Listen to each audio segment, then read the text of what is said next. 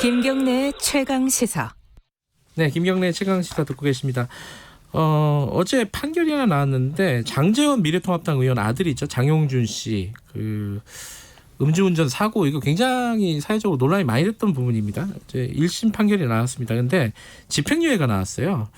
이게 음주이고 사고이고 음주도 면허 취소 수준이었고, 그리고 운전자 바꿔치기가 좀 시도됐다, 뭐 이런 얘기도 있어가지고 이 집행유예가 좀 너무 봐준 거? 뭐 어쨌든 적절한 판결이냐? 이런 얘기들이 좀 논란이 있습니다. 교통사고 전문 변호사 하십니다. 정경일 변호사님과 이 얘기 나눠보겠습니다. 안녕하세요. 네, 안녕하십니까. 마이크에 잠깐 가까이 대시고 말씀해 주시면 감사합니다. 네, 안녕하세요. 예.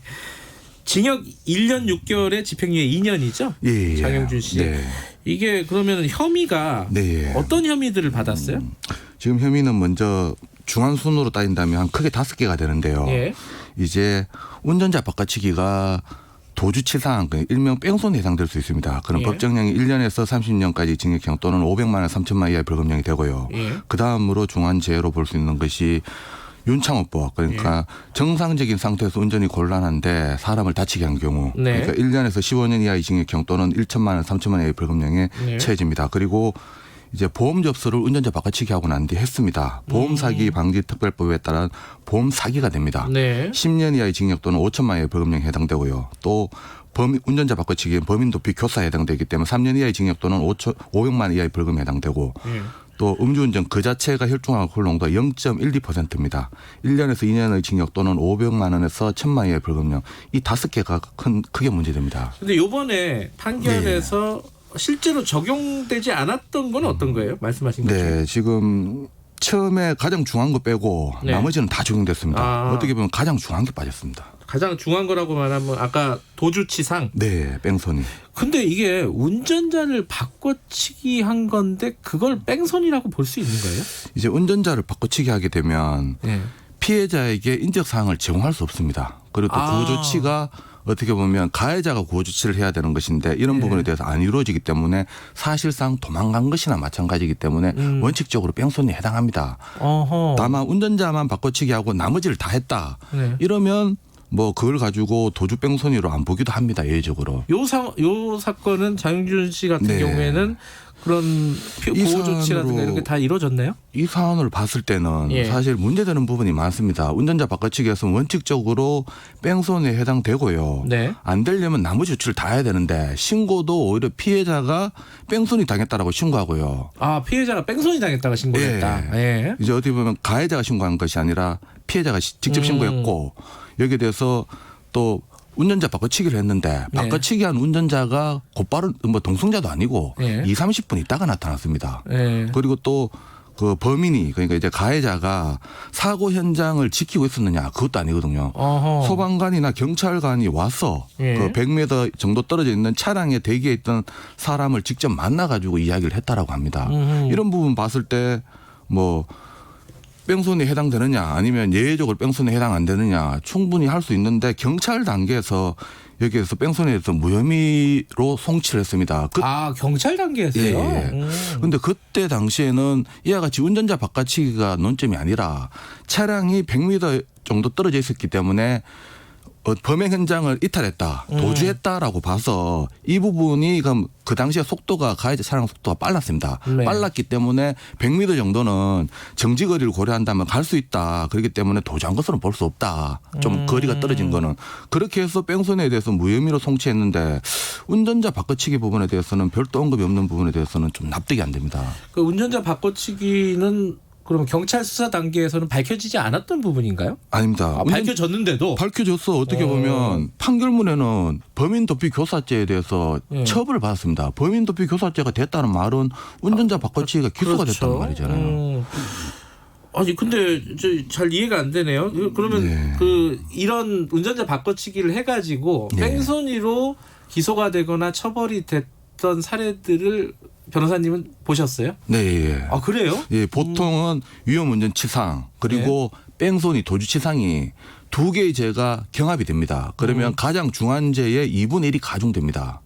그런데 지금 같은 경우에는 가장 중한 죄인 도주뺑소니가 빠지고 네. 위험운전 치상과 보험사기 방지 이 두 가지 죄가 경합되어서 어떻게 보면 처단량이 상대적으로 줄어듭니다. 이런 부분에 대해서는 또 어떻게 보면 집행유예를 판결한데 좀 크게 영향을 미치지 않았을까 하는 생각은 듭니다.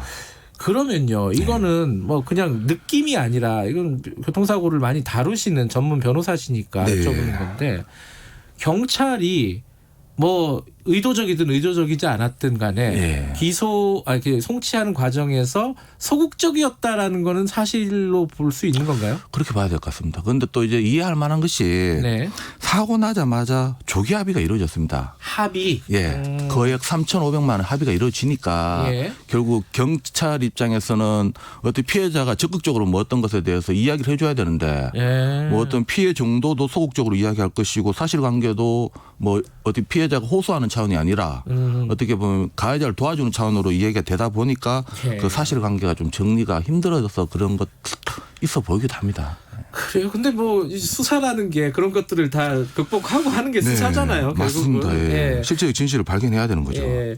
근데 그 봐주기를 했다 의도적으로 이렇게 예. 볼 소진이 있어 보입니까? 이제 제가 방금 이야기한 것처럼 운전자 바꿔치기 자체가 원칙적으로 뺑소니인데 그리고 네. 또 이 5가지 혐의 중에서도 가장 큰 혐의에 해당되는데 네. 나머지 4개에 대해서는 꼼꼼히 어떻게 보면 조사를 잘했고 기소도 잘했습니다. 네. 가장 큰 부분에 대해서 좀 그때 무혐의하는 부분에 대해서도 뭐 차량이 100m 정도 있어가지고 도주율이 없다라는 식으로 불기소했는데 운전자 바꿔치기 부분에 대해서도 명확하게 좀 정리가 필요하고 지금 또 1심은 끝났지만 검사가 뭐 항소를 하고 거기에서 공소장을 변경해가지고 죄명을 추가해서 혐의가 인정된다면 이 부분에 대해서 적극적으로 뭐 수사하는 방법도 있으니까. 아니 아까 경찰 수사 단계에서 이게 송치할 때 이 혐의가 빠졌다고 하셨잖아요. 네, 빠졌습니다. 그 예. 도주치사하게. 네.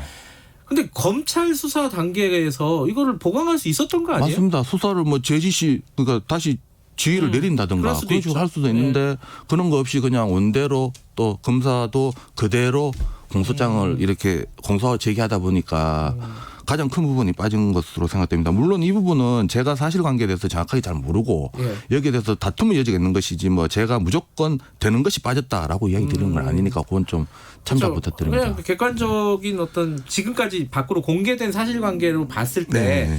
그렇게 추정할 수 있을 만한 합리적인 의심을 할 수 있을 만한 근거들이 있다라고 네. 말씀하시는 건데 그러면 이제 항소할 때는 이런 부분들이 들어가야 된다고 생각하시는 거예요? 예, 맞습니다. 이제 어떻게 보면 보통은 합의가 되면 뭐 수사기관에서는 뭐 합의도 됐으니까 뭐 소극적으로 끝내야지 이런 생각도 많은데 이건 합의한다 끝날 사건이 아니라 범인 도피라는 국가 공권력에 대한 중대한 도전하는 부분도 있고요.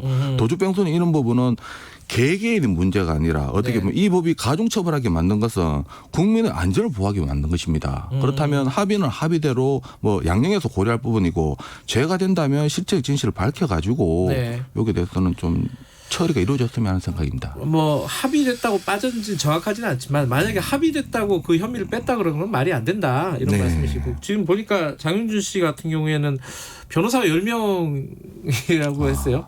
예. 10명이라고 하고 합의금만 아까 3,500이라고 네. 하셨잖아요.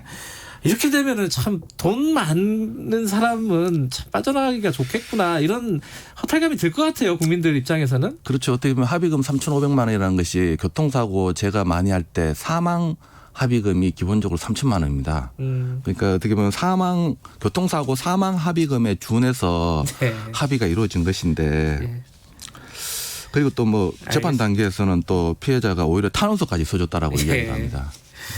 일반인이라면은 이렇게 이런 판결이 났을까 이런 질문을 2453님이 보내주셨는데 네. 딱 잘라서 얘기하기는 쉽지는 않죠? 예, 판결문은 제가 봤습니다. 사실 네. 요 기소된 내용에 대해서는 사실 실형이 나올 수도 있고 네. 집행유예도 나올 수 있는 부분입니다. 그래서 뭐 이 부분에 대해서 돈이 있어서 뭐 죄가 낮아졌다라고 단정 지을 것은 아닙니다. 알겠습니다. 항소심 좀 지켜봐야겠네요. 예. 오늘 말씀 감사합니다. 네, 감사합니다. 예, 교통사고 전문 변호사 정경일 변호사님이었습니다. 김경래 최강시사 오늘 여기까지고요. 내일 아침 7시 20분에 다시 돌아옵니다.